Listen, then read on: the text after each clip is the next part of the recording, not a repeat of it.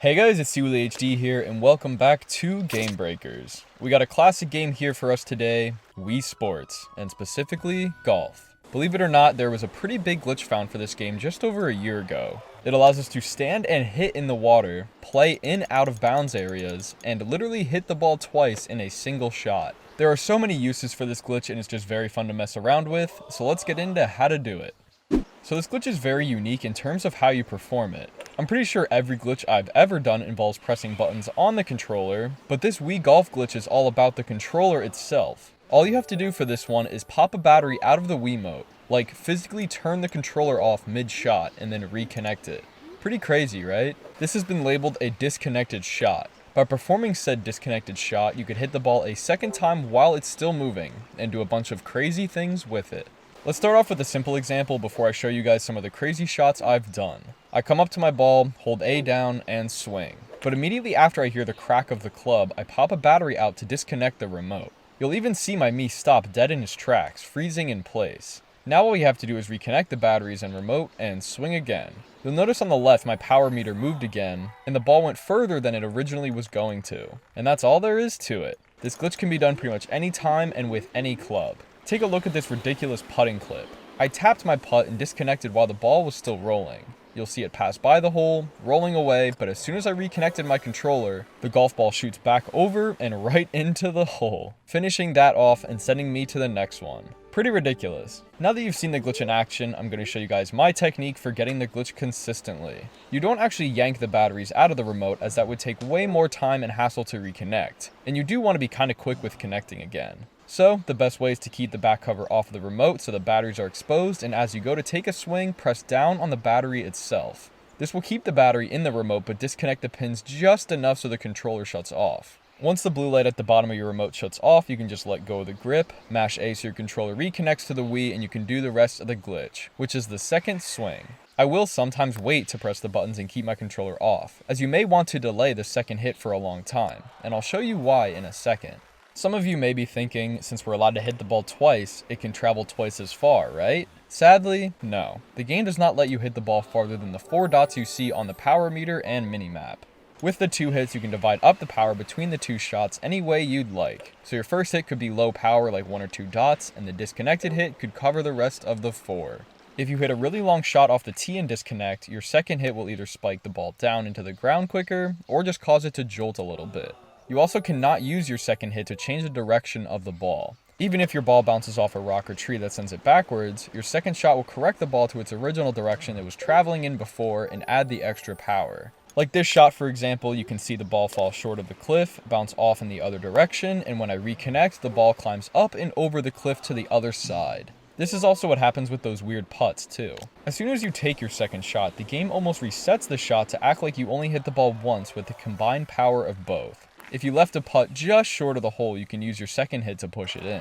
So while you can't hit the ball further than you're supposed to, that doesn't mean you can't hit the ball further than you're supposed to. If you're in the rough or bunker, you get cut off from the full 4-dot power meter. But by using a disconnected shot, you can combine both the 2-dot shots to create a full swing anywhere. Like here on hole 5. I have 0 chance of clearing the water here, as I only have 2 bars of power. But by using a second swing, I fly right through the trees and into the fairway on the other side, which was just about where the 4 dots were showing on the minimap. With all that technical stuff out of the way, I can show you guys the good stuff, like standing on water and skipping cutscenes. Let's start with my favorite, water shots. Pretty straightforward, you have to perform a disconnected shot and delay your second swing until your ball is in the water. The timing can be a little tricky though, and if you wait too long while your ball is sinking to the bottom, you'll get your typical water hazard message and the game will respawn you normally. Pretty much right as you see the splash of water, you gotta be swinging again. Almost make it look like it's skipping off the water. I suggest keeping your controller off just till the ball is about to land in the water, and then start mashing A and flailing your remote around. You have a good amount of leeway timing wise, but if it looks something like this, you'll be spawned back in for your next shot standing on top of the water. This right here is why it's one of my favorite results you can get out of this glitch. Your Mii just looks so strange standing here with the water flowing underneath you. It behaves like a fairway, so you'll have a full power meter for your next shot. You can hit any club off the water, but I really wouldn't recommend the putter cause, yeah. But you can do whatever you want down here and even do another disconnected shot to keep playing on the water. You can do this on any hole that has water, so it can create some funny locations. That's not all the water can be used for though. If you perform a similar setup by disconnecting after your first shot, landing in the water, and then using your second shot to land back on land, the game will place you at that new position. This is useful for 2 reasons. The first is that you can skip the rest of a cutscene for a shot. You know after you swing regularly, you'll have to watch the ball fly and roll along the ground until you can take control again. Well, by hitting the water and bringing up the water hazard message, you can press A to skip back to your ball. Combining this mechanic with the glitch, you can respawn back on land faster.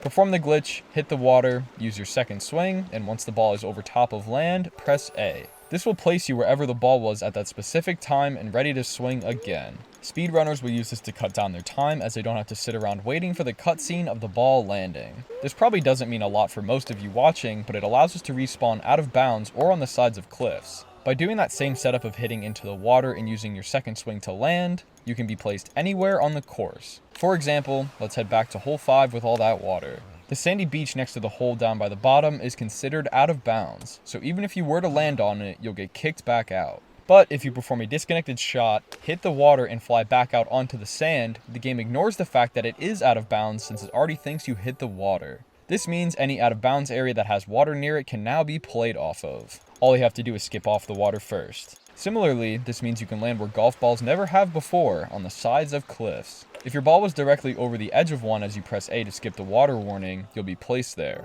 It doesn't matter how steep the slope is, your meat and ball will defy gravity. Just spinning in circles on them looks pretty funny too, as your character tries to adjust to each elevation change. So yeah, nowhere is safe on the course now. Pretty much any spot on any hole can be played off of, whether it's solid ground or water. The only limitation is off the map itself. There's a big old invisible barrier that's surrounding each hole that's out of bounds. When hitting your ball past this point, you'll immediately get a message even if the ball was still flying through the air.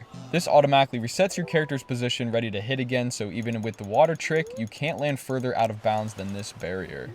I got a few other fun facts that I noticed about this glitch that I couldn't shove into the explanation, so I'm throwing them in their own little segment. When performing a disconnected shot and delaying your second swing, the ball itself slows down in the air, taking a lot longer to land than normal. This kind of makes it easier to time when you want to swing again or spawn in the water. It's pretty drastic though, as I noticed it on one of my first attempts I ever got it. The other neat effect comes with delaying your second shot. Forever.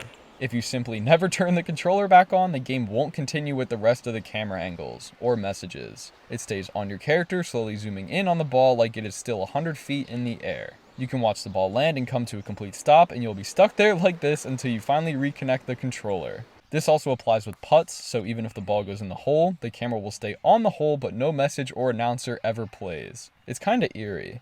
But I think that covers everything I wanted to. So there was a kind of new and kind of infamous Wii Golf glitch. In all of my time of doing glitches, I never expected there to be a new glitch found in Wii Sports this late into its release, and one that allows you to do this much. I also never imagined that there would be a glitch involving taking the batteries out of a controller. This whole thing was just too weird not to give its own spotlight too.